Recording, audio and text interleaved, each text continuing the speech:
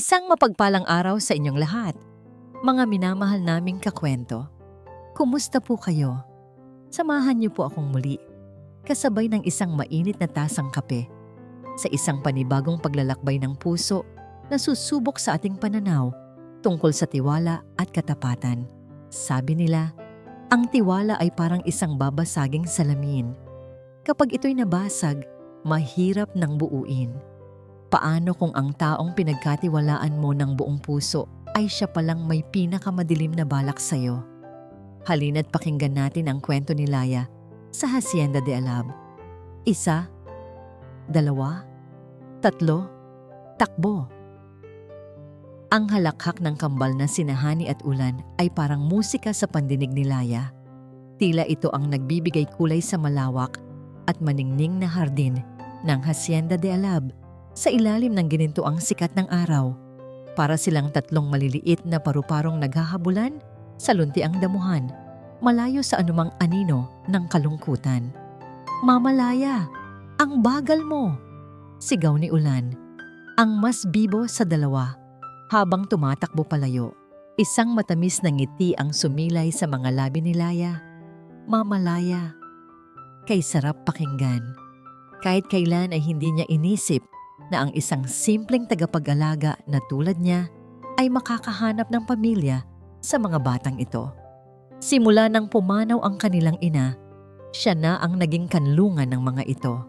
Siya ang tagapunas ng kanilang mga luha, ang taga-awit ng kanilang pampatulog, at ang kalaro sa bawat sandali ng kanilang paglaki. "Huli ka, honey!"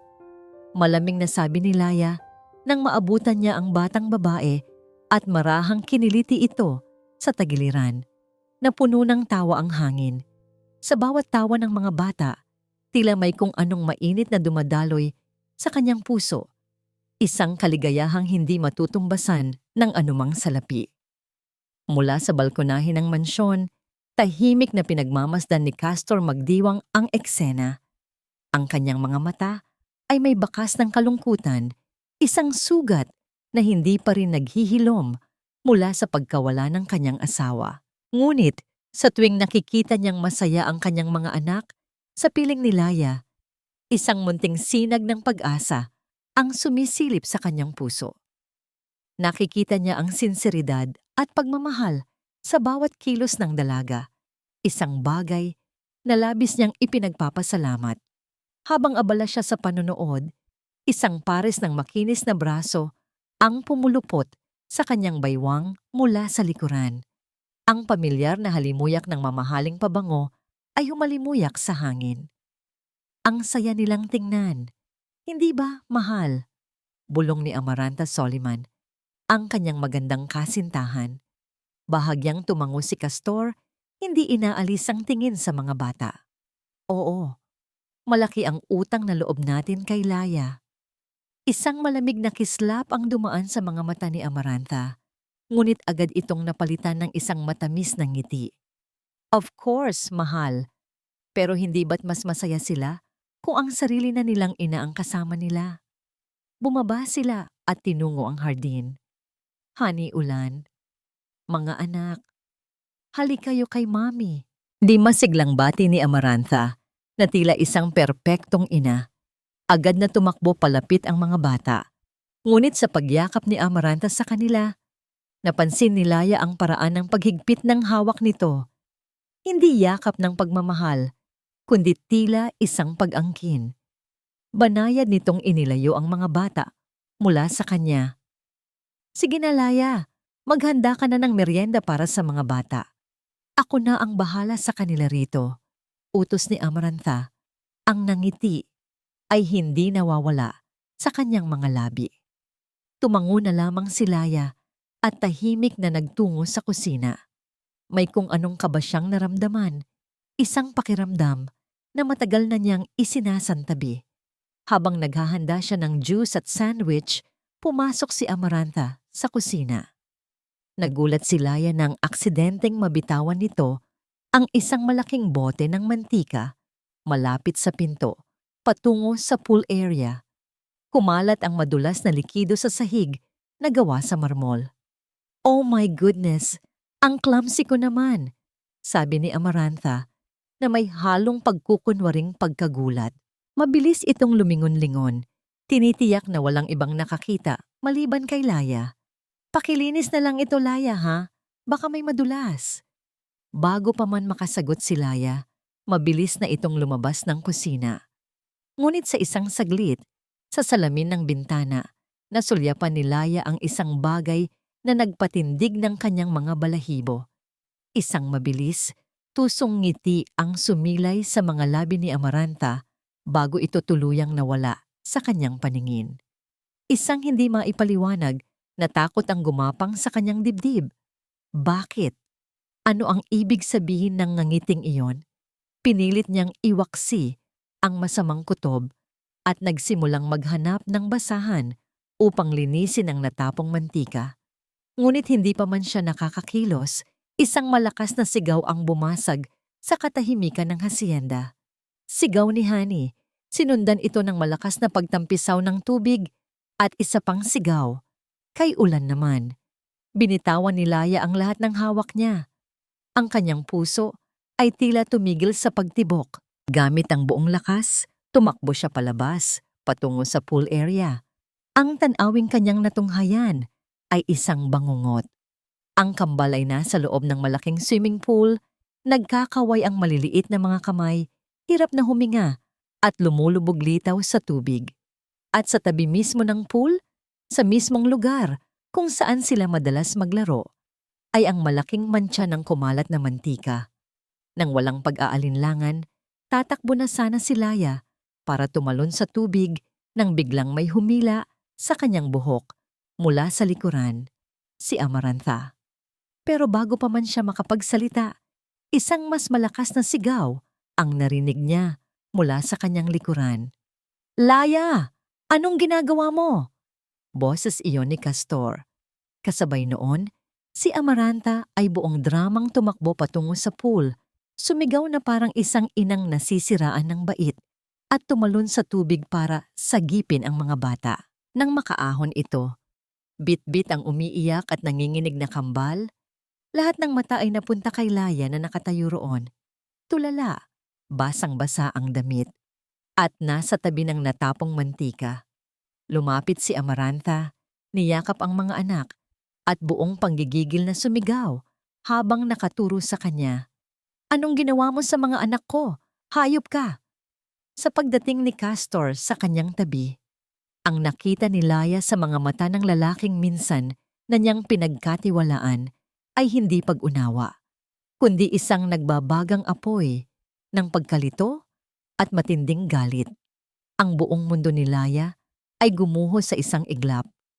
Ang mga pader ng Hacienda de Alab ay tila humihigpit sa paligid ni Castor. Ang mga nag-aalborotong sigaw ay humina na, napalitan ng mga hikbi ng kambal na mahigpit na nakakapit kay Amarantha. Si Laya naman ay dinala muna sa silid ng mga katulong, habang ang hangin ay nananatiling mabigat at puno ng mga akusasyong hindi pa nabibigkas. Nakatayo si Castor sa gitna ng sala, basang-basa pa rin ang damit. Ang isip ay isang malaking buhol. Ang imahe ni Laya, ang kanyang mukha na puno ng pagkagulat at takot, ay paulit-ulit na naglalaro sa kanyang isipan. Hindi tugma sa babaeng nag-alaga sa kanyang mga anak na parang sariling kanya. Mahal! Ang boses ni Amarantha, garalgal at puno ng hinagpis, ang pumutol sa kanyang pag-iisip. Nakaupo ito sa sofa, balot ng makapal na tuwalya, habang yakap-yakap pa rin ang nanginginig na sina Honey at Ulan. Ang kanyang magandang mukha ay nababahiran ng luha. Ang kanyang mga mata ay nagpapakita ng labis na takot. Paano niya nagawa ito, Castor? Bakit? Tanong niya. Ang bawat salita ay tila isang punyal na tumatarak sa dibdib ni Castor. Nakita ko siyang itinulak ang mga bata. Isang kasinungalingan, isang napakalaking kasinungalingan. Ngunit sa kalagayan ni Castor, ang kanyang isip ay gulong-gulo. Ang mga salita ni Amarantha ay parang lason na unti-unting kumakalat. Hindi ko alam, Amarantha. Hindi ko maintindihan. Mahinang sagot niya, ginugulo ang sariling buhok sa frustrasyon. Lumapit si Amarantha, ang kanyang mga mata ay nagmamakaawa. Castor, nagseselos siya. Simula nang dumating ako, nakikita ko na sa mga mata niya. Nagseselos siya dahil alam niyang malapit na akong maging ina ng mga bata. Siguro ayaw niyang mawala sa kanya sina Hani at Ulan. Ang mga salitang iyon ay tumama sa isang sensitibong bahagi ng kanyang puso. Ang pagkawala. Ang takot na muling may mawala sa kanya. Ginamit ni Amarantha ang sarili niyang pinakamalaking takot laban sa kanya. Kausapin ko siya, mariing sabi ni Castor. Kailangan niya ng sagot. Kailangan niyang marinig mula mismo kay Laya. Pinuntahan niya si Laya sa silid nito. Naabutan niya itong nakaupo sa gilid ng kama. Ang mukha ay nakasubsob sa kanyang mga palad. Umiiyak ito nang walang tunog. Nang maramdaman niya ang kanyang presensya, agad itong tumingala.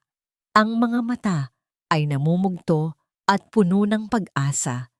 Sir Castor, hindi ko po ginawa yon. Maniwala po. Ang bawat salita ni Castor ay parang matatalim na bubog na tumusok sa puso ni Laya. Umalis ka na sa pamamahay na ito, Laya. Ngayon din. Isang utos, isang hatol, walang apela. Tumalikod ito at iniwan siyang mag-isa sa silid na para bang isa siyang basurang kailangan ng itapon. Napaluhod si Laya sa sahig. Ang mga luhang kanina pa niya pinipigilan ay bumuhos na parang agos ng sirang dam. Ang sakit ay hindi pisikal, kundi isang klase ng pagkadurog na gumigiba sa kanyang buong pagkatao. Mula sa kabilang silid, dinig na dinig niya ang mga hikbi ni Hani at Ulan. Sumisigaw ang mga ito. Tinatawag ang kanyang pangalan. Mama Laya, Mama Laya. Ang bawat pagtawag ay isa pang patalim sa kanyang dibdib. Gusto niyang tumakbo, yakapin ang mga ito at sabihing narito lang siya. Ngunit paano? Paano niya ipagtatanggol ang sarili kung ang taong pinagkakatiwalaan niya ay siya mismo ang nagtulak sa kanya palayo? Pinilit niyang tumayo. Walang oras para magmukmok. Kailangan niyang sumunod. Dahan-dahan niyang binuksan ang kanyang maliit na aparador at inilabas ang kanyang mga gamit. Ang mga damit niya ay bilang lamang, kasya sa isang maliit na bag. Habang nag-iimpake, napahawak siya sa isang maliit na damit pambata. Damit ni Ulan. Naalala niya noong ibinili niya ito mula sa naipon niyang sahod. Niyakap niya ito nang mahigpit, nilalanghap ang amoy ng mga batang naging buhay na niya. Wala na. Tapos na ang lahat. Mukhang nagmamadali ka yata. Isang malamig na boses ang bumasag sa kanyang pagdadalamhati. Nakatayo sa pintuan si Amarantha, nakapamaywang. Isang mapanuyang ng ngiti ang nakapaskil sa kanyang mga labi. Ang imahe ng nag-aalalang ina kanina ay ganap ng naglaho, napalitan ng isang demonyong nagdiriwang. Masaya ka na ba? Mahinang tanong ni Laya. Ang boses ay paos sa kaiiyak. Humalakhak si Amarantha, isang tawang walang kagalakan. Masaya. Kulang pa ang salitang yan, Laya. Ito ang nararapat sa'yo, sa mga katulad mong ambisyosa na umaaligid sa hindi sa kanila. Lumapit ito, ang mga matay nagniningas sa pagkasuklam. Ano ang akala mo? Na dahil mahal ka ng mga bata, magiging bahagi ka na ng pamilyang ito? Na mapapaikot mo si Castor? Magising ka, Laya. Dapat lang sa'yo yan. Sa pwesto mo bilang katulong, doon ka lang nababagay. Walang isinagot si Laya. Ano pa ba ang sasabihin niya? Ang bawat salita ay parang hangin na lamang. Ang katotohanan ay walang silbi sa isang mundong binalot ng kasinungalingan. Isinara niya ang kanyang bag. Sa huling pagkakataon, nilibot niya ng tingin ang maliit na silid na naging tahanan niya sa loob ng 2 taon. Bawat sulok ay may alaala. Nang akmang lalabas na siya, nakasalubong niya sa pasilyo si Nana Sinang, ang matanang kasambahay na nagsilbing ina sa lahat. Ang mga mata nito ay puno ng pag-unawa at awa. Walang salitang namutawi, ngunit sa isang mabilis na kilos, hinawakan ni Nana Sinang ang kanyang kamay. May isang bagay na malamig at papel na ipinasilid nito sa kanyang palad, kasama ng ilang lukot na pera. "Magpakatatag ka, Hija," bulong ng matanda. Sapat lang para marinig niya. Hindi pa tapos ang laban. Isang munting pag-asa ang sumibol sa nagdidilim na mundo ni Laya. Tumango siya, isang pasasalamat na hindi kayang bigkasin ng mga labi. Dala ang kanyang maliit na bag at bigat sa dibdib. Tinahak niya ang daan palabas ng mansyon. Kasabay ng kanyang paghakbang, ang pagbuhos ng malakas na ulan. Tila nakikidalamhati sa kanyang sinapit. Hindi na siya lumingon pa. Masyadong masakit. Nang makalabas siya sa malaking tarangkahan ng Hacienda de Alab, narinig niya ang malakas na paglagapak nito sa kanyang likuran. Isang tunog na nagsasara sa isang kabanata ng kanyang buhay. Ngayon, nag-iisa na siya. Basang-basa sa ulan, walang tiyak na patutunguhan. Sumilong siya sa isang waiting shed sa gilid ng kalsada. Ang mga ilaw ng poste ay malabo at ang paligid ay tahimik maliban sa patak ng ulan. Nanginginig ang mga kamay, binuksan niya ang kanyang palad. Doon, nakita niya ang pera at ang isang maliit, nakatuping papel na bigay ni Nana Sinang. Maingat niya itong binuklat. Sa ilalim ng malabong ilaw, nabasa niya ang sulat kamay ng matanda, isang address. At sa ilalim nito, isang maikling pangungusap na nagbigay sa kanya ng lakas. Magtago ka muna. Hanapin mo ang katotohanan. Lumipas ang 2 araw, ngunit para kay Castor, tila 2 taon ng katahimikan ang bumalot sa Hacienda de Alab. Ang dating masayang halakhak ni Nahani at Ulan ay napalitan ng isang nakabibinging katahimikan. Nawala si Laya at kasama niyang nawala ang liwanag ng tahanan. Sinubukan ni Amaranta na punan ang pagkukulang. Nagluto siya ng mga paboritong pagkain ng mga bata, binilhan sila ng mga bagong laruan, at kinwentuhan sila bago matulog. Ngunit lahat ng iyon ay parang isang palabas na walang kaluluwa. Ang mga ngiti ni Amaranta ay hindi umaabot sa kanyang mga mata, at ang mga yakap niya ay may lamig na nararamdaman kahit ng mga musmos. Isang gabi, nagising si Castor sa isang mahinang iyak. Nagmula ito sa kwarto ng kambal. Dahan-dahan siyang pumasok at nakita niya si Hani na binabangungot. Pawis na pawis ang noo at patuloy na umiiling. "Mama Laya, wag mo kami iwan." Ang mga salitang iyon ay parang libu-libong karayom na tumusok sa konsensya ni Castor. Nilapitan niya ang anak at marahang hinaplos ang buhok nito. "Shh, anak, nandito lang si Papa." Ngunit kahit sa kanyang pag-alo, patuloy na hinahanap ng bata ang kalinga ni Laya. Doon napagtanto ni Castor na ang desisyon niya ay hindi lang nagpalaya sa isang kasambahay. Pinagkaitan niya ang kanyang mga anak ng isang taong tunay na nagmamahal sa kanila. Ang bigat sa kanyang dibdib ay lalong tumindi. Tama ba ang ginawa niya? Kinabukasan, nagsimulang lumitaw ang mga lamat sa perpektong imahe ni Amaranta. Sa agahan, hindi sinasadyang natabig ni Ulan ang kanyang baso ng gatas. Tumapon ito sa mamahaling bestida ni Amaranta. "Ulan, ano ba?" Isang matalas at iritadong sigaw ang kumawala mula kay Amaranta. Ang kanyang mukha ay biglang nag-iba, nawala ang lahat ng pagkukunwaring tamis. "Hindi ka ba marunong mag-ingat?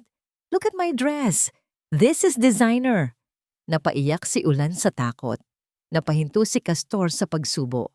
Ito ang unang pagkakataon na nakita niyang nawalan ng pasensya si Amarantha sa mga bata.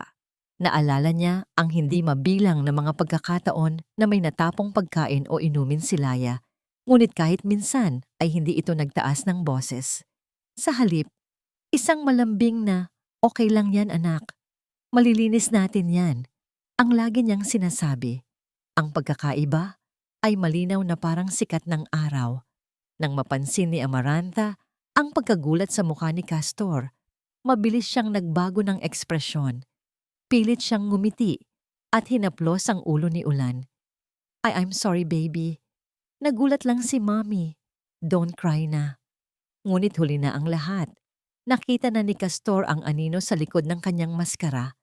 Ang pagdududa na dati isang maliit na binhi lamang ay nagsimula ng mag-ugat at lumaki sa kanyang isipan. Kinahapunan, habang dumadaan siya sa tapat ng kanyang library, narinig niya si Amarantha na may kausap sa telepono. Ang boses nito ay mahina, ngunit mariin. Hindi niya sinasadyang makinig, ngunit nakuha ng tono nito ang kanyang atensyon. Ilang beses ko bang sasabihin sa'yo, kailangan ko na ng pera? Galit na bulong ni Amarantha sa telepono.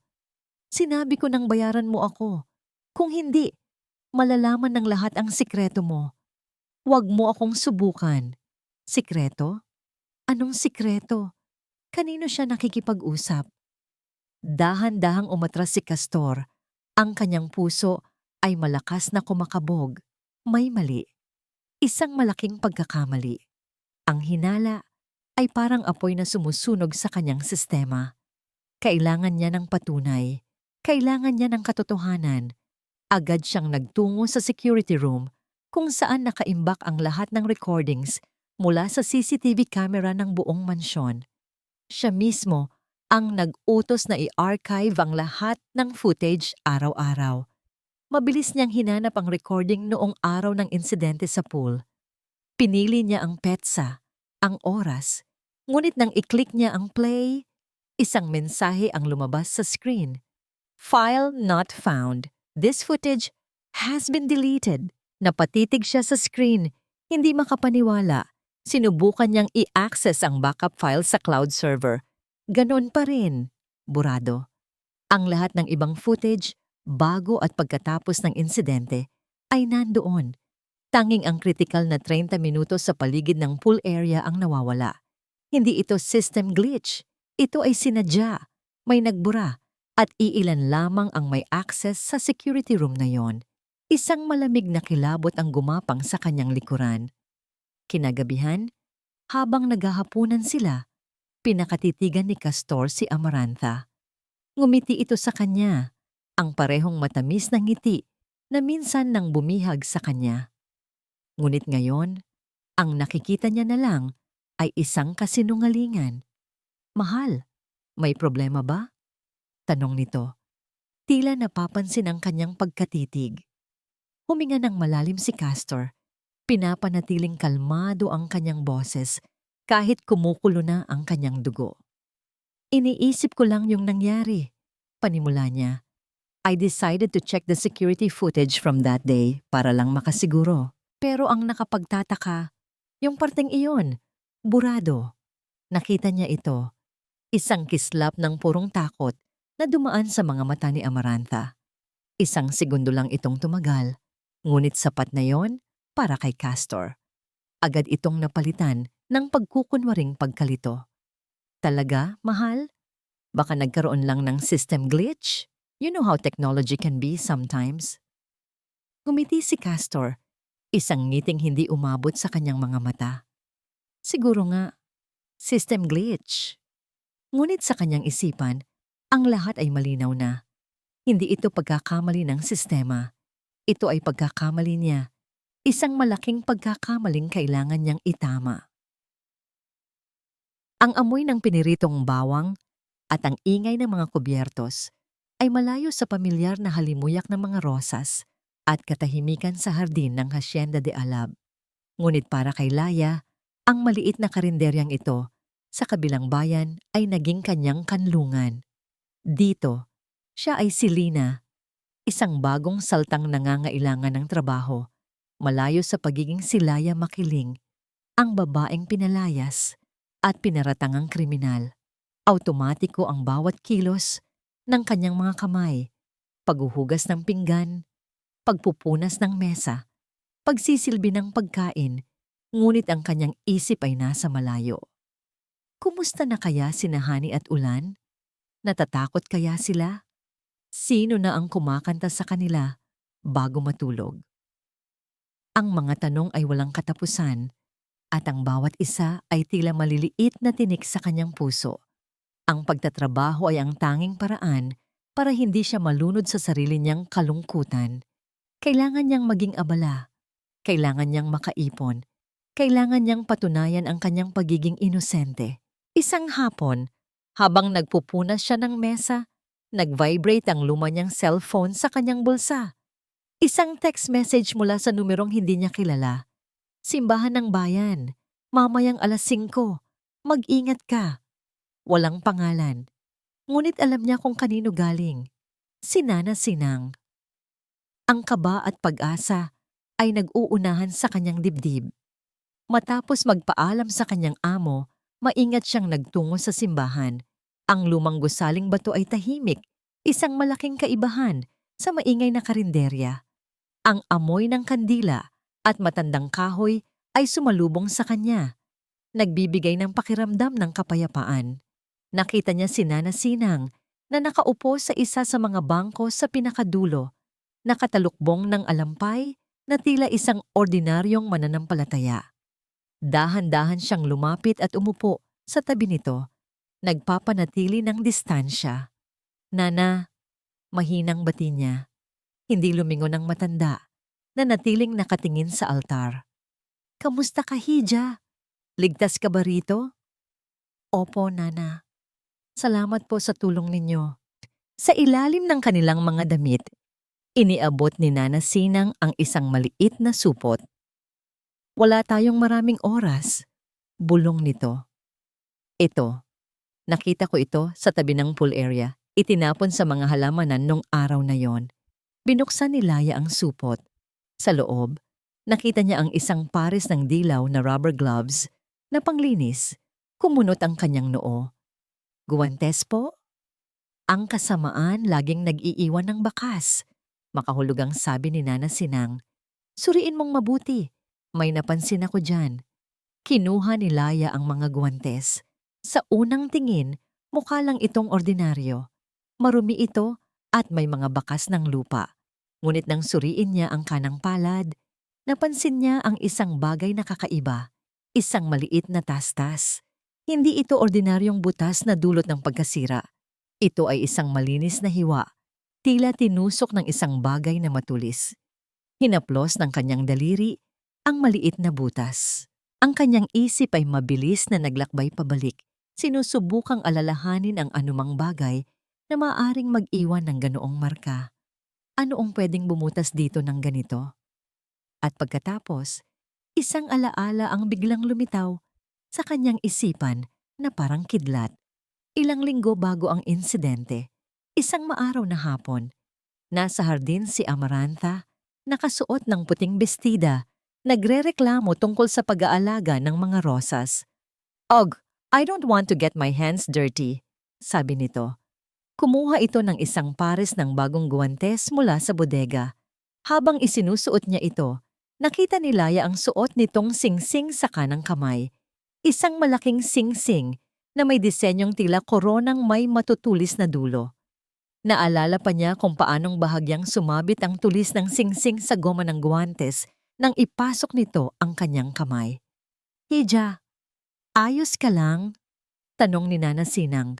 Napansin ang kanyang pananahimik. Ang mundo sa paligid ni Laya ay tila nawala. Ang mga imahe sa kanyang isipan ay nagkadugtong-dugtong. Ang guwantes, ang natapong mantika, ang tusong ngiti ni Amarantha. At ngayon, ang sing-sing. Tumingin siya kay Nana Sinang. Ang kanyang mga mata ay nanlalaki sa pagkatuklas. Ang pag-asang kanina'y maliit na mitya lamang ay nagliyab na ngayon. Ito na ang simula. Ang kanyang boses ay nanginginig, ngunit puno ng katiyakan. Yung sing-sing, bulong niya na tila sa sarili, at pagkatapos ay mas malakas, nakatingin sa matanda. Yung sing-sing na laging suot ni Amarantha. Iyon ang bumutas sa gwante. Ang pagdududa ay isang lason na kapag pumasok sa sistema mo, ay unti-unti nitong sisirain ang lahat ng iyong pinaniniwalaan. Para kay Castor, Ang lason na yon ay mabilis nang kumakalat. Hindi na siya ang nagdadalamhating biyudo na madaling mabulag. Siya na ngayon ang isang lalaking naghahanap ng katotohanan, gaano man ito kasakit. Hindi na siya nag-aksaya ng panahon. Kinabukasan, tumawag siya sa isang pinagkakatiwalaang private investigator. Isang taong matagal nang nagsisilbi sa kanyang kumpanya para sa mga confidential background checks. Ang utos niya ay simple at direkta. Alamin ang lahat tungkol kay Amaranta Soliman. Bawat detalye, bawat koneksyon, bawat sikreto. Makalipas ang ilang araw, isang sealed brown envelope ang dumating sa kanyang opisina. Mabigat ito, hindi lang sa papel, kundi sa katotohanang maaaring nilalaman nito. Isinara niya ang pinto ng kanyang library, ang parehong silid kung saan niya narinig ang usapan ni Amaranta. Huminga siya ng malalim bago ito buksan. Nanginginig ang kanyang mga kamay habang binubuklat ang mga dokumento. Sa unang pahina, naroon ang litrato ni Amaranta, ang pamilyar na mukha, ang perpektong ngiti. Ngunit sa ilalim nito, ang impormasyong nakasulat ay nagpatigil sa kanyang paghinga. Pangalan, Amanda Soriano, alias Amaranta Soliman Amanda Soriano. Soriano, ang apelyido ng kanyang yumaong asawa. Hindi maaari. Bulong niya sa sarili. Mabilis niyang binasa ang mga sumunod na pahina. Ang report ng investigador ay detalyado. Si Amanda Soriano ay anak ng isang dating labandera ng pamilya ni Clarice, ang kanyang asawa. At ang pinakamatinding revelasyon, ang katotohanang sumampal sa kanya ng buong lakas. Si Amanda ay anak sa labas ng kanyang biyenang lalaki. Kapatid. Si Amaranta, si Amanda, ay kapatid sa ama ni Clarice. Biglang bumalik sa kanyang alaala ang isang pag-uusap nila ni Clarice ilang taon na ang nakalipas habang nakaupo sila sa hardin. Alam mo, mahal, sabi noon ni Clarice habang nakatingin sa malayo. Minsan iniisip ko, may kapatid daw ako sa labas. Babae.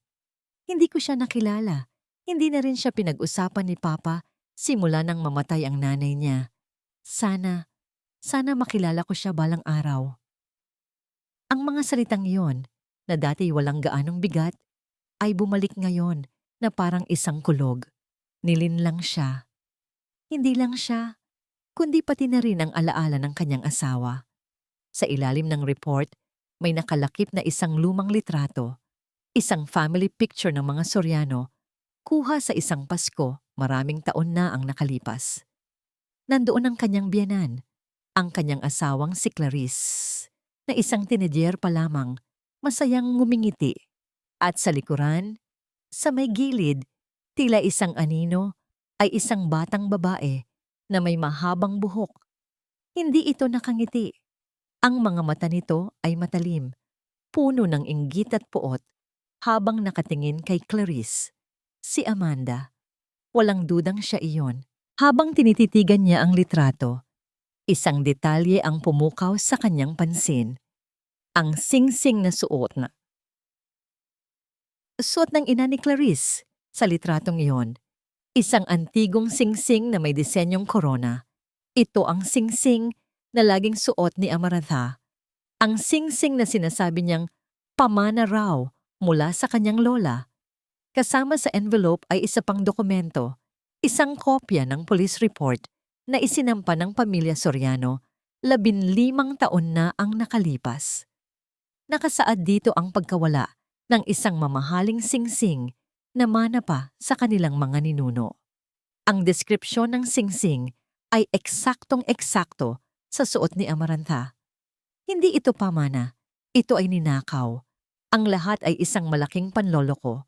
Ang paglapit niya sa kanya, ang pagpapakita ng pagmamahal sa mga bata, ang bawat ngiti, bawat yakap, lahat ay kasama sa isang masalimuot at madilim na plano. Biglang tumunog ang kanyang telepono. Nanginginig niyang sinagot ito. Ang private investigator. Sir, sabi ng boses sa kabilang linya, may update po ako sa background check. Nakuha ko na po ang mga records niya mula sa dati niyang tinitirhan sa probinsya. Tahimik lang si Castor, naghihintay. Ang kanyang lalamunan ay tuyong-tuyo. Sir, may isa pa po kayong dapat malaman. Si Amarantha, oo, Amanda Soriano, may record siya ng panloloko at pangingikil na. Ang hangin sa Hacienda de Alab ay nagbago. Para kay Amarantha, ang dating paraisong malapit na niyang maangkin ay naging isang gintong hawla. Ang mga ngiti ni Castor ay naroon pa rin, ngunit ang mga mata nito ay malamig na, mapanuri. Bawat tanong niya ay tila may doble kahulugan. Bawat pagtitig ay parang isang pagsisiyasat. Alam niya, ramdam niya sa kanyang mga buto na ang pader na itinayo niya sa paligid ng puso ni Castor ay unti-unti nang gumuho. Nawawala na sa kanya ang kontrol. At para sa isang tulad ni Amarantha, ang pagkawala ng kontrol ay mas masahol pa sa kamatayan. Isang gabi, habang nakatayo sa balkonahe at pinagmamasdan ang kadiliman sa hardin, isang desperadong ideya ang nabuo sa kanyang isipan. Isang huling baraha. Isang huling mapanganib na patibong na sisigurong ang lahat ng pagdududa ni Castor ay mabubura at ang pangalan ni Laya ay habambuhay na madudungisan. Kailangan niyang gumawa ng isang sitwasyon kung saan si Castor mismo ang tatakbo sa kanya para sa kaligtasan, kung saan makikita si Laya bilang isang tunay na halimaw. Kinabukasan, maaga siyang umalis ng mansyon, sinabing may pupuntahan siyang charity event. Ngunit ang kanyang patutunguhan ay malayo sa karangyaan. Ipinark niya ang kanyang mamahaling sasakyan sa isang eskinita sa kabilang bayan, isang lugar na amoy basura at kawalan ng pag-asa. Doon, sa isang madilim na sulok, naghihintay ang isang lalaking may peklat sa mukha. Nakuha mo ba ang perang pinadala ko? Bungad ni Amarantha, walang paligoy-ligoy. Tumango ang lalaki. Oo, ma'am. Ano po ang ipapagawa niyo? Pawa niyo. Simple lang, sabi ni Amarantha. Ang kanyang boses ay kasing lamig ng simoy ng hangin sa eskinita. Ang dalawang anak ni Castor magdiwang. Kukunin ninyo sila mamayang hapon mula sa playground malapit sa hacienda. Itatago ninyo sila sa lugar na sinabi ko. Siguraduhin ninyong walang makakakita sa inyo. At pinakamahalaga sa lahat, tinitigan niya ang lalaki ng diretso sa mata. Huwag na huwag ninyong sasaktan ng mga bata. Intindihin mo, mga pyon lang sila sa laro ko. Isang galos lang sa kanila at ako mismo ang maghahanap sa'yo. Pagkatapos ibigay ang mga huling instruksyon at isang litrato ni Laya, mabilis siyang umalis. Iniwan ang anino ng kanyang kasamaan sa madilim na lugar na yon.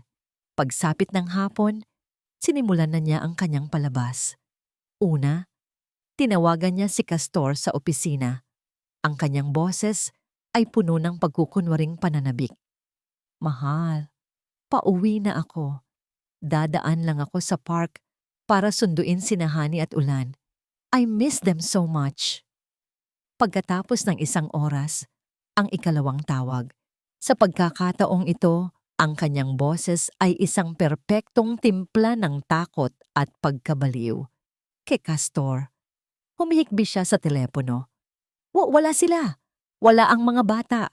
Sinabi ng yaya na nagpaalam daw na maglalakad-lakad lang saglit pero hindi na bumalik.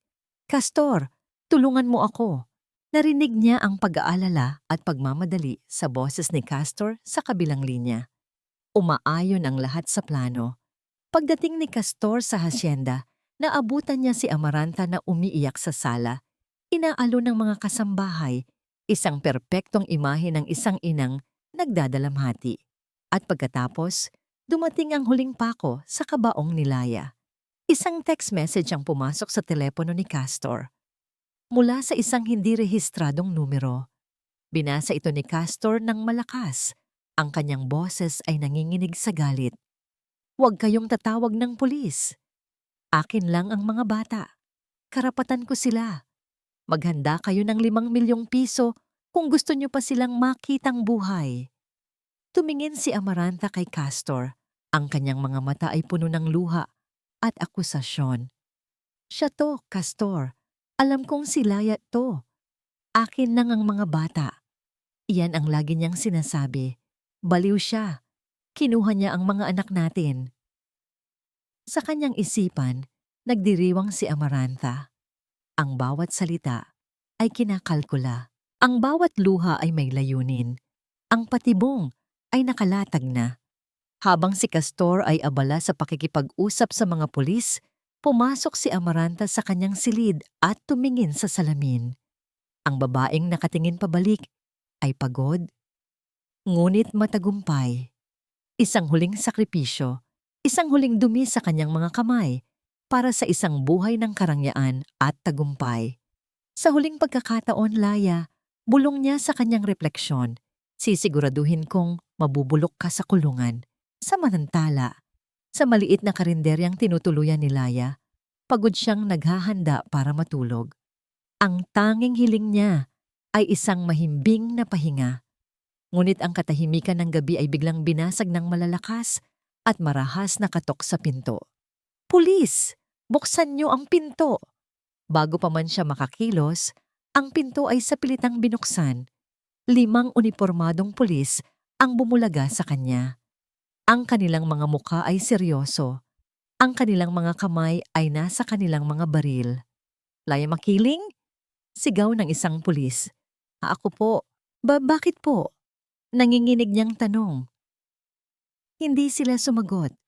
Mabilis nilang hinalughog ang kanyang maliit na silid. Ilang sandali lang, isa sa kanila ang sumigaw mula sa ilalim ng kanyang kama.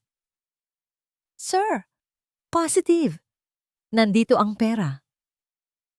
Itinaas ng pulis ang isang bag na puno ng pera, ang perang ipinatanim ng mga tauhan ni Amaranta kanina lamang. Ang mundo ni Laya ay umikot. Hindi niya maintindihan ang nangyayari. Ang tanging nakikita niya ay ang papalapit na pulis. Hawak ang isang malamig na piraso ng metal. Ang matigas at malamig na bakal ng posas ay pumulupot sa kanyang mga pulso. Ang pagklik nito ay parang isang hatol, isang tunog na nagsasabing, tapos na ang lahat. Ang balita ng pagkakaaresto kay Laya ay dumating na parang isang malakas na kulog. Sa isang banda, ito dapat ang katapusan ng bangungot. Nahuli na ang may sala, ligtas na ang mga bata. Ngunit habang pinagmamasdan ni Castor ang kanyang mga anak na mahimbing nang natutulog, walang kapayapaan sa kanyang puso. Sa halip, isang malalim na hukay ng pagdududa ang lalong lumalawak sa kanyang kaluluwa. Ang lahat ng ebidensya, ang pagkawala ng mga bata, ang text message, ang perang natagpuan sa poder ni Laya ay parang isang perpektong puzzle na nagsasabing si Laya ang salarin. Ngunit hindi ito tugma. Hindi ito tugma sa babaeng nagpatulog sa kanyang mga anak sa pamamagitan ng pagkanta. Ang babaeng mas inaalala pa ang kaligtasan ng mga ito kaysa sa sarili niya. Hindi, may mali. Ang kwento ay masyadong perpekto, masyadong malinis. Naupo siya sa gilid ng kama ni Ulan. Hinaplos ang malambot na buhok nito. Sa kabilang kama, si Amaranta ay nakaupo rin. Inaayos ang kumot ni Honey. Ang kanyang mukha ay larawan ng isang mapagmahal na ina. Ngunit sa mga mata ni Castor, isa na lang itong maskara. They must be so traumatized, mahal, sabi ni Amaranta. Ang boses ay puno ng pekeng awa. That monster. What did she do to them? Hindi sumagot si Castor. Pinagmasdan lang niya ang kanyang mga anak. Maya-maya, dahan-dahang iminulat ni Ulan ang kanyang mga mata. Nang makita niya si Castor, agad itong bumangon at yumakap sa kanyang leeg. Papa? Bulong nito, nanginginig pa rin. I'm scared. Shh, anak. Ligtas na kayo. Nandito na si Papa. Alon ni Castor, niyakap ng mahigpit ang anak. That's right, baby. Sabat ni Amaranta lumapit sa kanila. Mommy is here too. Tell Mommy what happened. Did that bad Laya hurt you? Sa pagbanggit ng pangalan ni Laya, lalong humigpit ang yakap ni Ulan kay Castor. Ikinubli nito ang kanyang mukha sa leeg ng ama. "Don't push him, Amarantha," mariing sabi ni Castor, ramdam ang takot ng anak. "I'm just trying to help, mahal. They need to talk about it." Giit ni Amarantha, hinahaplos ang likod ni Ulan. Ngunit ang haplos niya ay tila nakapagpataranta sa bata. "No!" Mahinang sigaw ni Ulan. Itinulak nito palayo ang kamay ni Amarantha. Tumingin ito kay Castor. Ang kanyang maliliit na mata ay puno ng luha at pagkalito. Buong akala ni Castor ay dahil pa rin ito sa takot sa kidnapping.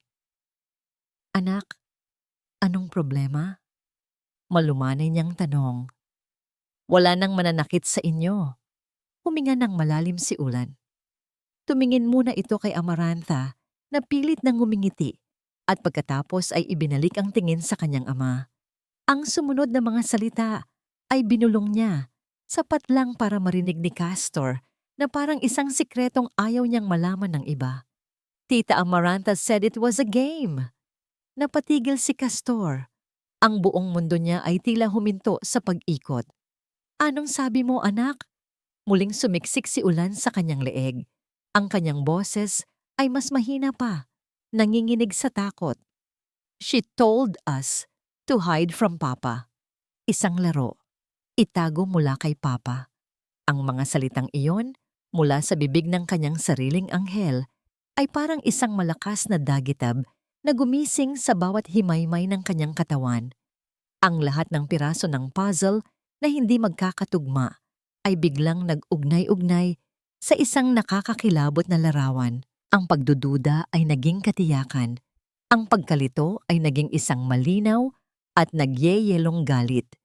Ang tinanggal na CCTV footage, ang misteryosong tawag sa telepono, ang tunay na pagkatao ni Amarantha, ang ninakaw na singsing at ngayon, ito, ang patunay mula sa pinaka-inosenteng saksi. Dahan-dahan niyang ibinaba si Ulan pabalik sa kama. Hinalikan ito sa noo. "Matulog ka na ulit, anak. Papa will fix everything." Tumayo siya. Ang ekspresyon sa kanyang mukha ay nag-iba. Ang lungkot at pag-aalala ay napalitan ng isang mapanganib na kalmado. Ang kanyang mga mata, nang tumingin siya kay Amarantha, ay malamig na parang yelo. Nakita ni Amarantha ang pagbabago sa awiran ni Castor at agad siyang kinabahan. "Mahal, anong sinasabi ng bata?" Baka kung ano lang ang napapanaginipan, hindi na niya natapos ang kanyang sasabihin. Itinaas ni Castor ang kanyang kamay, isang senyales na tumahimik siya. Ang kilos na yon ay mas malakas pa sa isang sigaw. "Umalis ka muna!" Utos ni Castor, ang boses ay mababa at walang emosyon. "Hayaan mo muna silang magpahinga." Walang nagawa si Amarantha kundi sumunod. Ngunit habang papalabas siya ng pinto, isang matinding takot ang gumapang sa kanyang dibdib. May alam na si Castor. Hindi niya alam kung ano, pero alam niyang tapos na ang laro. Nang maiwan siyang mag-isa kasama ng natutulog na mga anak, kinuha ni Castor ang kanyang telepono. Una niyang tinawagan ang kanyang abogado. Pagkatapos ay ang pinagkakatiwalaan niyang investigador. Ang kanyang mga utos ay mabilis at malinaw. I-trace ninyo ang lahat ng financial transactions ni Amarantha Soliman for the past 3 months. I-pull ninyo ang lahat ng kanyang phone records incoming and outgoing. At i-check ninyo ang lahat ng CCTV footage sa labas ng subdivision. Hanapin ninyo ang sasakyan niya kahapon ng umaga. Pagkatapos ng mga tawag, tumayo siya sa gitna ng silid. Ang kanyang mga kamao ay nakakuyom. Ang sakit ng kataksilan ay parang asidong sumusunog sa kanyang mga ugat. Nilinlang siya. Ginamit ang kanyang mga anak. Sinira ang isang inosenteng buhay. Ang galit niya ay hindi na isang nagbabagang apoy, kundi isang nagyayelong bundok ng bulkan, naghihintay ng tamang oras para sumabog. Lumabas siya ng silid at naabutan si Amarantha sa sala. Palakad-lakad. Halatang hindi mapakali. Nang makita siya nito, agad itong ngumiti, isang ngiting pilit at puno ng takot. "Mahal, kumusta na sila?" I was so worried. Nilapitan siya ni Castor. Ang bawat hakbang niya ay mabigat. Hinawakan niya ang mukha nito. Ang kanyang mga daliri ay marahang humaplos sa pisngi nito na parang isang mapagmahal na kasintahan. Ngunit ang kanyang mga mata ay walang sinasalamin, kundi isang madilim na pangako. Alam mo, mahal, simula niya, ang kanyang boses ay malambing ngunit nakakakilabot. Sa gitna ng lahat ng ito, nakalimutan natin ang engagement party natin. Nagulat si Amarantha. Engagement party? Oo, sagot ni Castor. Isang malamig na ngiti ang sumilay sa kanyang mga labi. Kailangan nating ipagdiwang para ipakita sa lahat na hindi tayo kayang pabagsakin ng kahit na anong pagsubok. Hinawakan niya ang kamay nito, ang parehong kamay kung saan nakasuot ang ninakaw na singsing. Let's have a party tomorrow, my dear. An engagement party. Tumingin siya ng diretso sa mga mata nito, mga matang puno na ngayon ng hindi maikubling sindak. We have a lot to celebrate. Ang tunog ng pagbukas ng selda ay isang tunog na hindi inakala ni Laya na muli niyang maririnig. Sa loob ng 2 araw sa kulungan, ang tanging naging kasama niya ay ang lamig ng semento at ang bigat ng mga akusasyong hindi niya maintindihan. Nang tawagin ang kanyang pangalan, nanginginig siyang tumayo. Buong akala ay ililipat na siya sa mas masikip na selda. Ngunit sa labas ng rehas, ang taong naghihintay ay hindi isang pulis. Nakatayo roon si Castor. Ang kanyang mukha ay gusot. Ang kanyang mga mata ay namumugto. Isang larawan ng isang taong pinagsakluban ng langit at lupa. Sa tabi nito ay si Nana Sinang. Ang mukha ay seryoso ngunit may bahid ng pag-asa. Napatigil si Laya. Ang galit at sakit na naramdaman niya para sa lalaking ito ay biglang naglaho, napalitan ng pagkalito. Walang salitang namutawi. Lumapit si Castor at sa harap ng mga pulis at ng matandang kasambahay, dahan-dahan itong lumuhod sa paanan ni Laya. Laya! Ang kanyang boses ay basag, puno ng pagsisising hindi kayang itago. Patawarin mo ako. Napaatras si Laya na bigla. Sir! Hindi, Laya. Huwag mo akong tawaging sir. Sabi ni Castor. Nakatingala sa kanya, ang mga luha ay malayang dumadaloy sa kanyang mga pisngi. Naging bulag ako. Isang tanga. Nagpadala ako sa kasinungalingan dahil iyon ang mas madaling paniwalaan. Pinakinggan ko ang lason at isinara ko ang aking mga tainga sa katotohanan. Patawarin mo ako sa lahat ng sakit na idinulot ko sa iyo. Ikinuwento niya ang lahat, ang kanyang mga pagdududa, ang investigasyon, ang totoong pagkatao ni Amarantha, ang ninakaw na singsing, at higit sa lahat, ang sinabi ni Ulan. Habang nagsasalita si Castor, ang bigat sa dibdib ni Laya ay unti-unting napapalitan ng pagkaunawa. Ang galit ay naging awa. Tinulungan niya itong tumayo. Tumayo na po kayo, mahina niyang sabi. Pareho lang tayong biktima. Sa loob ng sasakyan pabalik sa isang ligtas na lugar na inihanda ni Castor, binalangkas nila ang plano. Isang plano na hindi lang magpapalaya sa pangalan ni Laya, kundi magbibigay din ng hustisya. Isang plano na magaganap sa pinakamasayang gabi ng buhay ni Amarantha. Ang grand ballroom ng Hacienda de Alab ay napuno ng mga kilalang personalidad, mga kasosyo sa negosyo, at mga kaibigan. Ang mga ilaw mula sa naglalakihang chandelier ay sumasayaw sa mga mamahaling alahas at sa mga kumikinang na champagne glasses. Ang lahat ay perpekto. Isang perpektong entablado para sa isang perpektong trahedya. Sa gitna ng lahat, si Amarantha. Suot ang isang nagniningning na puting gown. Siya ang reyna ng gabi. Bawat ngiti, bawat tawa, bawat pagbati sa mga bisita ay kalkulado. Nasa tuktok siya ng kanyang mundo. Ilang oras na lang at opisyal na siyang magiging Mrs. Magdiwang. Pinagmamasdan siya ni Castor mula sa malayo. Ang paghanga ay matagal nang napalitan ng pagkasuklam.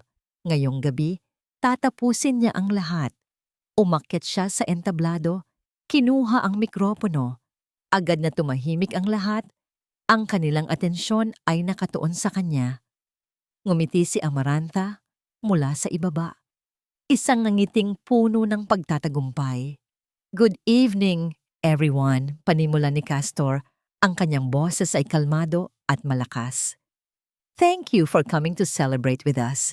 Tonight is a very special night.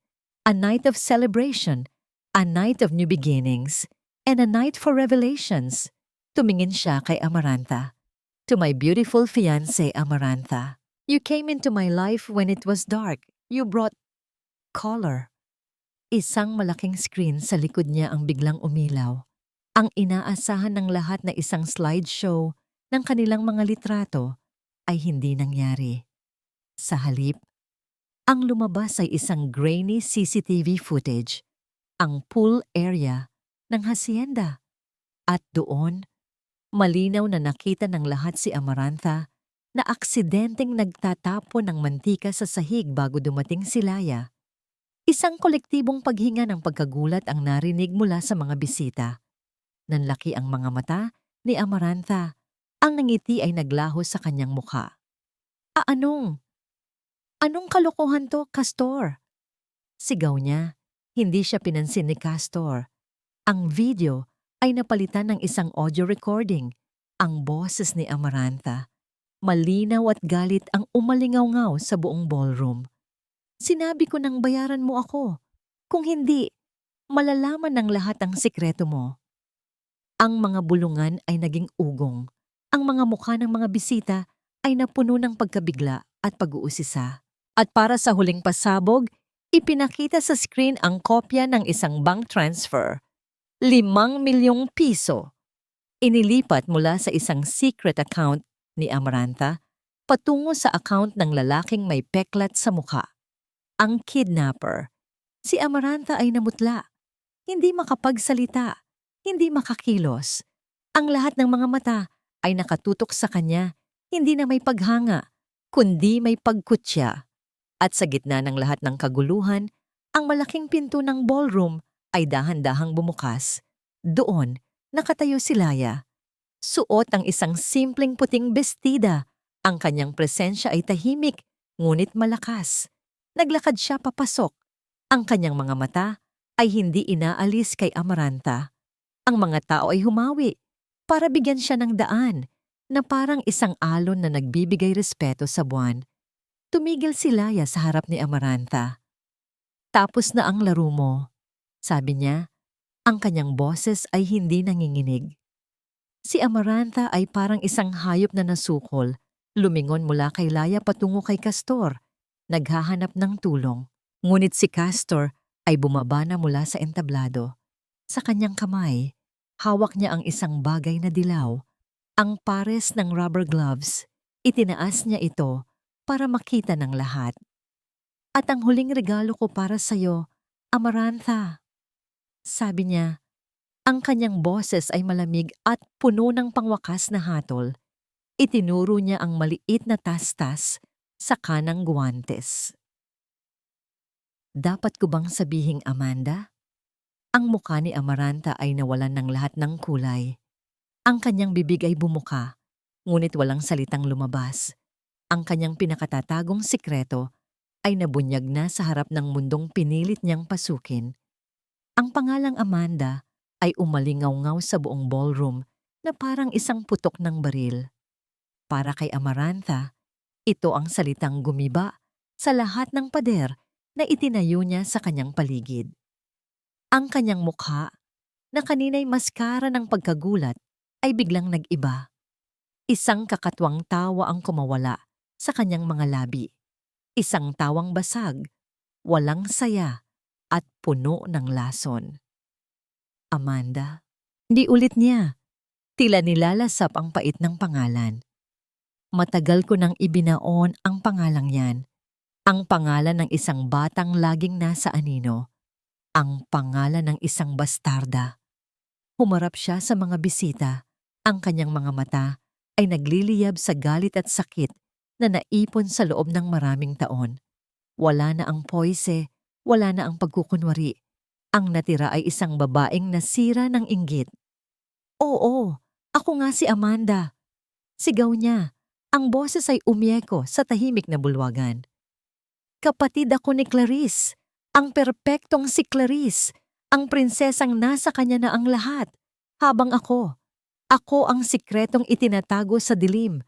Ako ang mantsa sa pangalan ng pamilya nila. Tumingin siya kay Castor. Ang kanyang mga luha ay nagsisimula nang bumagsak. Ngunit hindi ito luha ng pagsisisi, kundi luha ng puot. Ano ang alam mo, Castor? Minahal mo siya. Samantalang ako, ang nakukuha ko lang ay ang mga tira-tira niya. Ang mga luma niyang damit. Ang awa ng mga tao. Kaya oo, kinuha ko ang dapat ay sa akin. Ang buhay na ito, ang kayamanang ito, ikaw. Dapat sa akin ang lahat ng ito. Ang kanyang pag-amin ay isang agos ng madilim na tubig na bumuhos at nagulat sa lahat. Bawat salita ay naglantad sa lalim ng kanyang kasakiman at sa bigat ng kanyang pinagdaanan. Sa gitna ng kanyang pagwawala, ang mga pinto ng ballroom ay muling bumukas. Ngunit hindi na si Laya ang pumasok. Mga unipormadong pulis, gumagalaw ng may tahimik na awtoridad, ang naglakad papasok. Ang mga bisita ay napaatras, nagbibigay daan. 2 pulis, ang marahang lumapit kay Amarantha. Nang makita niya ang mga ito, ang tapang niya ay biglang naglaho na parang bula. Napalitan ito ng purong takot. Hindi. Huwag. Pagmamakaawa niya, umatras hanggang sa masandal siya sa isang mesa. Castor, mahal, tulungan mo ako. Ngunit si Castor ay nanatiling hindi gumagalaw. Ang kanyang mukha ay isang blangkong pader. Ang tanging nararamdaman niya sa mga sandaling iyon ay isang nakapamanhid na awa. Ang malamig na tunog ng pag-click ng posas sa mga pulso ni Amarantha ang tanging maririnig sa buong ballroom. Habang dinadala siya palabas, ang kanyang mga mata ay nakatitig pa rin kay Laya, puno ng isang pangako ng paghihiganti. Ngunit wala nang naniniwala sa kanya. Ang reyna ay tuluyan ng bumagsak. Nang mawala na ang mga pulis at unti-unting umalis, ang mga bisita, dala ang tsismis ng taon, ang naiwan sa Hacienda de Alab ay isang nakabibinging katahimikan. Ang ballroom, na kanina'y puno ng buhay, ay isa ng sementeryo ng mga basag na pangarap, mga basag na kupita, mga pagkaing hindi nagalaw, at ang nananatiling amoy ng kasinungalingan. Hindi na kinaya ni Castor. Naglakad siya palabas, patungo sa lugar kung saan nagsimula ang lahat ng bangungot. Ang swimming pool. Ang tubig ay kalmado. Ang ibabaw nito ay sumasalamin sa buwan. Isang tahimik na saksi sa lahat ng kanyang naging pagkakamali. Doon niya nakita si Laya, nakatayo sa gilid, nakatingin sa tubig. Maran siyang lumapit. Bawat hakbang ay mabigat, puno ng bigat ng kanyang pagsisisi. Hindi ko alam kung paano magsisimula. Sabi niya, ang kanyang boses ay mahina. Halos isang bulong na lang. Lumingon si Laya. Isang maliit at malungkot na ngangiti ang nasa kanyang mga labi. Minsan, hindi na kailangan ng mga salita. Kailangan, giit ni Castor. Tumayo sa tabi niya. Tumingin siya sa tubig. Dito kita hinusgahan. Dito kita sinaktan. Dito ko pinili ang kasinungalingan kaysa sa katapatan na matagal mo nang ibinibigay. Huminga siya ng malalim. Pinipigilan ang emosyong nagbabadyang kumawala. Pinatawad mo ako sa kabila ng lahat. Tumingin sa kanya si Laya. Ang kanyang mga mata ay malalim at puno ng pag-unawa na hindi niya inaasahan. Dahil nakita ko ang sakit sa mga mata mo. Sagot nito. Hinawakan nito ang kanyang braso, isang magaang haplos, na nagbigay ng kakaibang init sa gitna ng malamig na gabi. Pareho lang tayong biktima ng kasinungalingan niya. Ang mga salitang iyon ay nagbigay ng kaunting ginhawa sa kanyang nagdurugong konsensya. Ngunit hindi sapat. Kailangan niyang malaman. Kailangan niyang umasa. Tumingin siya kay Laya, hindi bilang kanyang amo, hindi bilang isang taong humihingi ng tawad, kundi bilang isang lalaking nakakita ng liwanag sa gitna ng kadiliman. Ang liwanag na yon ay si Laya, ang kanyang katatagan, ang kanyang kabutihan, ang kanyang hindi matatawarang pagmamahal sa kanyang mga anak. Hinawakan niya ang kamay nito na nakahawak sa kanyang braso. Laya, sabi niya, ang kanyang boses ay nanginginig sa isang bagong damdamin, isang damdamin ng pag-asa. Pwede ba tayong magsimulang muli? Tumingin siya sa direksyon ng mansyon kung saan natutulog ang kanyang mga anak at pagkatapos ay ibinalik ang tingin kay Laya. Tayong lahat? Lumipas ang ilang buwan. Ang dating mabigat at malagim na hangin sa Hacienda de Alab ay napalitan na ng himig ng kagalakan. Ang mga anino ng kahapon ay pinalitan ng ginintuang sikat ng araw na malayang pumapasok sa bawat bintana. Tila binubura ang lahat ng bakas ng sakit at kasinungalingan. Para kay Laya, ang bawat umaga ay isang milagro. Nasa hardin siya, kasama ang kambal.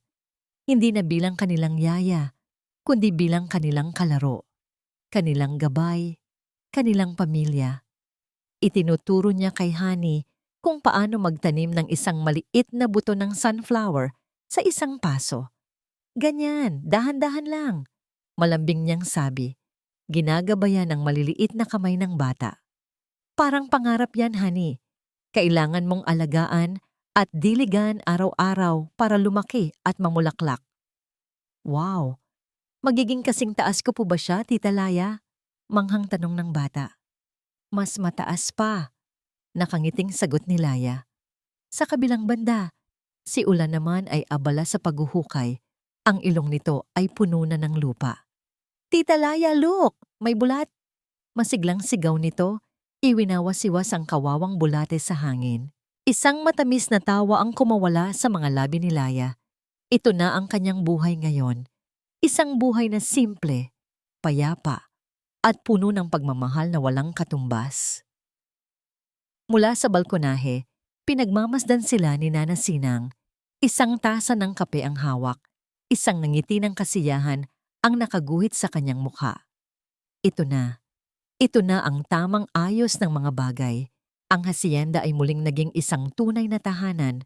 Kasunod niyang lumabas si Castor, hindi na isang lalaking binalot ng lungkot, kundi isang taong natagpuan muli ang kanyang sarili. Ang pagmamahal niya kay Laya ang naging gamot sa kanyang mga sugat at ang kagalakan ng kanyang mga anak ang naging musika sa kanyang mga araw. Magandang umaga, bati niya kay Nana Sinang. Napakaganda ng umaga, hiho, sagot ng matanda. Itinuturo ang tatlo sa hardin. Tingnan mo sila, para silang isang perpektong larawan. Ngumiti si Castor. Bawat araw lalo siyang napapahanga sa pagmamahal at pasensya ni Laya. Siya ang naghilom hindi lang sa puso niya, kundi sa buong pamilya. Bumaba siya at lumapit sa kanila. Mukhang masaya ang mga hardinero ko bati niya. Papa! Sabay na sigaw ng kambal at tumakbo para yumakap sa kanya. Binuhat niya ang dalawa, isa sa bawat braso at hinalikan sila sa pisngi. Ang kanyang mga mata ay hindi inaalis kay Laya. Sa mga matang yon, nakikita ni Laya ang isang pangako, isang pagmamahal na totoo at dalisay. Honey, Ulan, pasok muna kayo kay Nana Sinang. May sasabihin lang si Papa kay Tita Laya ninyo, sabi ni Castor. Nang maiwan silang dalawa, isang kakaibang katahimikan ang namagitan sa kanila. Isang katahimikang komportable, puno ng mga salitang hindi na kailangang bigkasin. Hinawakan ni Castor ang kanyang mga kamay. Ang mga kamay na dati naglilinis at nagsisilbi ay siya na ngayong hinahawakan ng may buong paggalang at pagmamahal. Laya ipanimula niya, ang kanyang boses ay seryoso ngunit malambing. Noong una kitang makilala, ang nakita ko lang ay isang mabait na yaya para sa mga anak ko. Noong mga panahong nagkamali ako, ang nakita ko ay isang anino na pinagdudahan ko. Pero ngayon, tinitigan niya ito ng diretso sa mata. Ang nakikita ko ay ang babaeng nagturo sa akin kung ano ang tunay na katapatan. Ang babaeng nagbalik ng nangiti sa mga labi ng aking mga anak. Ang babaeng naghilom sa sirang tahanang ito at ginawa itong buo muli. Ikaw ang naging bagong umaga ko, Laya. May kinuha siya mula sa kanyang bulsa. Isang maliit na kahon. Dahan-dahan siyang lumuhod sa damuhan. Sa harap niya, binuksan niya ang kahon. Sa loob, isang simpleng singsing na may isang maliit na diamante ang kumikinang sa ilalim ng sikat ng araw. Hindi ito magarbo. Hindi ito tulad ng ninakaw na korona ni Amaranta. Ito ay simple, totoo, at dalisay. Tulad ni Laya. Laya Makiling. Hindi na kita tatanungin kung gusto mong magsimulang muli. Dahil nasimulan na natin. Ang itatanong ko sa'yo ay, gusto mo bang tapusin natin ito ng magkasama habang buhay? Will you marry me? Ang mga luha ay malayang dumaloy sa mga pisngi ni Laya. Mga luha ng kaligayahan, ng pasasalamat, ng isang pag-ibig na dumaan sa pinakamatinding pagsubok. Tumango siya, hindi makapagsalita. Oo, Castor. Oo, isinuot ni Castor ang singsing sa kanyang daliri. Sakto. Tila doon ito itinadhana. Tumayo siya at niyakap ito ng mahigpit. At sa gitna ng kanilang yakap, narinig nila ang masayang sigaw mula sa balkonahe. Yehey! May bago na kaming mami! Sigaw ni Hani at Ulan. Tumatalon-talon sa tabi ni Nana Sinang. Tumakbo ang kambal palapit sa kanila at yumakap sa kanilang mga binti.